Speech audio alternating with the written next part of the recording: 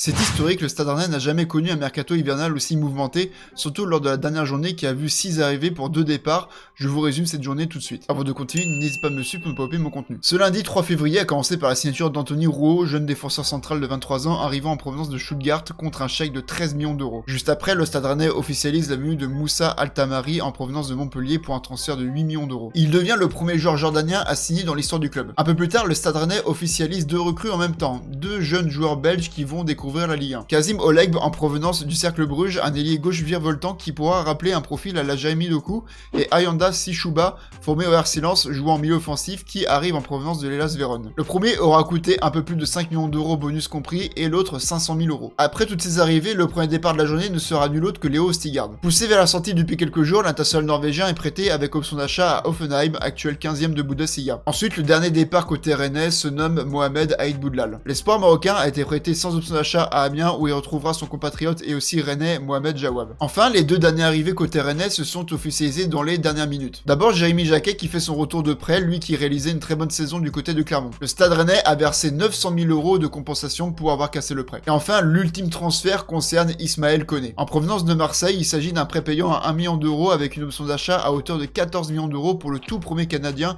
à rejoindre le Stade Rennais dans l'histoire du club. Voilà donc le résumé de cette journée. N'hésite pas à dire ce que tu en penses dans les commentaires. Kenavo.